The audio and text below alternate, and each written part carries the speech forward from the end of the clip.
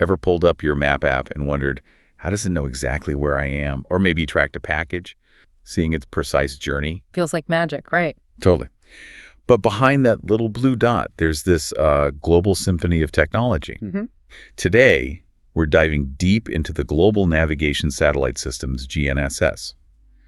You probably know GPS, but, well, there's a lot more to it. That's right. Our deep dive today is all about peeling back the layers on this invisible infrastructure.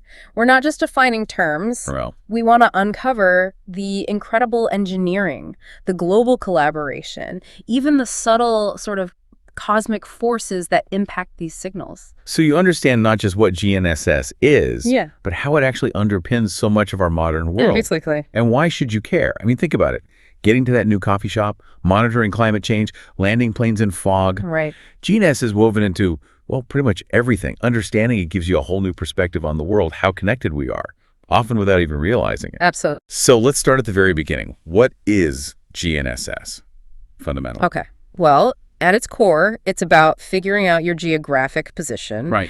Using a GNSS receiver and these radio time signals beamed down from satellites way up in orbit. And when these systems first came out, we were talking, what, accuracy of several meters, which seemed pretty good then. It did. It was groundbreaking, but that was just the start. What's really astonishing now is how these systems calculate time so precisely that it provides the fundamental reference for, well, almost everything. Navigation, mapping, sure, but also scientific studies tracking tectonic plates or sea level rise. Wow. And what's fascinating here, as you said, it's not just one system. It's a global family, each with its own story, its own capabilities, all striving for better accuracy. And most people, myself included, sometimes just think GPS when we hear satellite navigation. Yeah, that's common. But you're saying that's just one piece of a much bigger global puzzle. Exactly. GPS, the Global Positioning System from the USA, is definitely the most well-known, Right. but it's part of this elite club. Okay. You've got GLONASS from Russia, Galileo from Europe, Beidou from China, ANIV from India, and QZSS, that's the Quasi-Zenith Satellite System from Japan. That's a lot. Yeah. Think about the scale of that international effort. Multiple nations, billions invested, all just to pinpoint where you are. It's pretty incredible, a truly global endeavor. So what are the common threads then? What actually defines a system as a proper GNSS? Are there rules? Most definitely. There are some incredibly stringent criteria. They need to offer high relative positioning accuracy, sometimes down to millimeters. Millimeters, wow. Yeah. And they must determine velocity and time with corresponding precision. Crucially, universal usability. Anyone, anywhere on Earth can use them. Okay. They have to operate 204/7 regardless of weather, provide full 3D position horizontal and vertical. And finally, a robust GNSS supports multiple positioning modes simultaneously, centimeters, millimeters, for all sorts of different users. That flexibility is key. Right. And this brings up something important, especially clear with GPS. It serves us, civilians, globally. Mm-hmm. But it also has a big military side, right? Absolutely. For the military, there are precise positioning services, PPS, used for guiding aircraft, ships, even missiles, satellites, giving real-time position and velocity for critical operations. And for you and me, the everyday user. We access the Standard Positioning Service, or SPS. So the same signals basically are doing double duty. That's a vital point. The core tech, the signals, serve these very different functions. The military has specialized, encrypted access, of course. Sure. But the general specs for civilian users still allow for incredible capabilities. Like leveraging dual system use, your phone might tap into GPS and Galileo at the same time. For better reliability. Exactly. Better reliability, better accuracy. The systems always provide position, velocity, and time, and they're designed for use everywhere: air, land, water, from a hiker's watch to a jumbo jet. Okay, so we have these powerful global systems, but how do they actually work? How do they coordinate to give us that precise location? It sounds like this ridiculously complex dance. It is complex, but we can break it down. Think of it in 3 parts or segments: the space segment, the control segment, and the user segment. Like acts in a play. Sort of, yeah, each playing a vital, distinct role in this global symphony. Okay, Act 1. Yeah. Space segment. Satellites, I presume. You got it. That's where the satellites live. Their basic job is to receive and record data sent up from the ground, keep incredibly accurate time using multiple atomic clocks on board. Atomic clocks on every satellite. Yep, multiple ones usually, for redundancy and accuracy. And then they transmit that information and timing signals down to us. But it's not just one satellite, it's whole constellations. Right. GPS, for instance, typically uses maybe 24 to 32 satellites spread out in specific orbits, thousands of kilometers up. Medium Earth orbit, right? It's exactly, MEO. Other systems, like Europe's Galileo, which, interestingly, was developed specifically for civilian use, or Russia's GLONASS, have their own carefully designed constellations. China's Beidou also supports military use and cleverly integrates some geostationary satellites, too, which stay fixed over one spot. So the sheer number and the way they're spread out guarantees you can always see enough of them. That's the idea. Guarantees you always have enough satellites overhead to get a fix pretty much wherever you are on Earth. Okay, so the satellites are up there beaming signals constantly. But who's conducting this orchestra, making sure they're all in time? That sounds like the control segment, the unsung hero. Absolutely. The control segment is, well, it's the brain of the operation, a global network of ground stations doing the crucial job of monitoring and maintaining the whole system. How does it work? It starts with monitor stations scattered around the world. They continuously listen to the signals from all the satellites. Okay. They relay data about the satellites' orbits and their clock performance to the Master Control Station, or MSC. The central hub. Precisely. The MSC crunches all that data, calculates any necessary corrections, tiny adjustments to the satellite orbits or their atomic clocks, and then sends those corrections back up. Yeah. Via ground antennas. They transmit those updated instructions back up to the specific satellites that need them.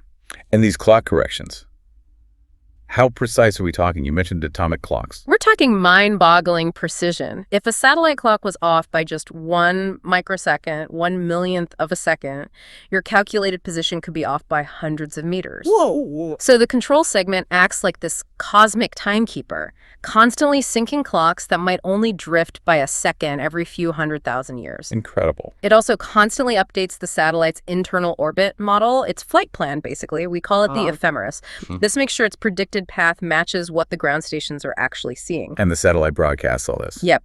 Each satellite repeatedly broadcasts this super precise time, its own ephemeris, its status, and something called the almanac. Almanac, like the farmer's almanac. Sort of. It's like a public directory, giving the approximate positions and status of all the other active satellites in the system. It's really useful because it helps your receiver find other satellites much faster once it's locked onto the first one. Okay, so we've got the satellites dancing in space, the ground crew conducting. That brings us to the final act. The user segment. That's us, right? Our phones, our cars. Exactly. This is your part of the equation. The GNSS receiver in your hand, or your car, or on that airplane. And this equipment has developed incredibly fast. I bet. Your receiver isn't just one component. It's hardware for tracking and measuring the signals, software for the user interface, and operational procedures that influence the final accuracy you get. And its main job is? To convert those raw satellite signals into useful estimates of your position, velocity, and time. How does it figure out the position part? Is it like triangulation? Very close. The core concept is called trilateration. Think back to geometry class. If you know your distance to 3 known points, you can figure out where you are. Okay, makes sense. 3 satellites for 3 dimensions: latitude, longitude, altitude. Almost. That's the intuitive thought. But to get a truly precise 3D position, you actually need signals from 4 satellites. 4. Why the extra one? If we only need 3 distances for 3D, what's number 4 doing? That's the million-dollar question, or maybe the microsecond question. Remember those super precise atomic clocks on the satellites? Yeah. Well, the clock in your receiver, your phone, or GPS unit is just a standard quartz clock. It's nowhere near as accurate. It has errors. Okay. If your receiver's clock is off, even by a tiny fraction of a second, it messes up the calculation of how long the signal took to arrive, which means it messes up the distance calculation to all the satellites. So all the measurements would be slightly wrong. Exactly. That 4th satellite provides the extra information needed for the receiver to figure out its own clock error at the same time it's calculating your position. It basically solves for 4 unknowns: latitude, longitude, altitude, and D, the receiver's time offset. Wow. So the 4th satellite is the key to correcting the receiver's imperfect clock. That's clever. It's absolutely critical for achieving high accuracy with relatively inexpensive user equipment. Okay, the whole system sounds incredibly precise, almost perfect. But, sometimes my phone's blue dot still dances around or puts me across the street. Right, reality check time. Is the real world throwing a wrench to this amazing tech? What are the common culprits when the magic seems to falter a bit? You're touching on something crucial. Even with this tech, the real world definitely introduces errors, or silici, as some might say. Yeah. There are four main sources. Okay, lay them on me. First, ionospheric and atmospheric delays. As those satellite signals travel down through Earth's atmosphere, especially the ionosphere layer way up high, they get slowed down, and the amount they slow down can vary. So the signal takes longer than it should, calculation-wise. Precisely. Second, satellite and receiver clock errors. We talked about the receiver clock error being solved by the fourth satellite, which is mostly true for basic positioning. But even atomic clocks aren't perfectly perfect. There can be tiny discrepancies. And advanced techniques need to account for even those. Gotcha. What else? Third is multipath. This is a big one in cities. Signals bounce off buildings, the ground, maybe even water before reaching your receiver. Like an echo. Kind of. Your receiver gets the direct signal, but also these delayed, reflected signals. It can confuse the receiver, making it think the satellite is further away or in a slightly different direction, causes ghosting or jumps in position. I can definitely picture that downtown. Okay, what's the fourth? The fourth one is fascinating. Dilution of precision, or DOP. DOP. Sounds technical. It is, but the concept is simple. DOP is basically a measure of the quality of the satellite geometry, how well spread out the satellites you're using are in the sky. Imagine trying to pinpoint your location using signals from 4 satellites that are all clustered together in one small patch of sky. Your fix won't be very precise, right? Small errors in measurement get magnified. Right, you want them spread out. Exactly. If the satellites are nicely spread out across the sky, you get a much stronger, more reliable position fix. A low DOP value means good geometry, high accuracy. A high DOP value is bad, poor geometry, lower accuracy. So the arrangement matters as much as the number. Very much so. And there are different types of DOP depending on what you care about most, like HDOP for horizontal accuracy, latitude, longitude, VDOP for vertical altitude, PDOP for the overall 3D position, even TDOP for time accuracy. So next time my map app seems a bit wonky, or the blue dot is drifting, it might not be the app itself. Correct. It could easily be atmospheric delays, multipath reflections off that building next to you, or just a poor satellite configuration overhead at that moment, a high DOP value. That makes a lot of sense. Okay, so standard accuracy is great for everyday stuff, but you mentioned professionals needing millimeter precision sometimes. How on earth do they get that good? Well, that's where advanced GNSS measurement techniques come in. These push accuracy way beyond the few meters your phone gives you, down to centimeters or even millimeters. How do they do that? Different receivers. Partly, yes, more sophisticated receivers, but mainly it's about different ways of collecting and processing the data. Let's look at a few. For the absolute highest precision, maybe for establishing a fundamental survey point, you use the static technique. Static, meaning you don't move. Exactly. You set up a high-end receiver over a point and leave it there, collecting data for, say, 1 to 3 hours, sometimes longer. Hours, wow.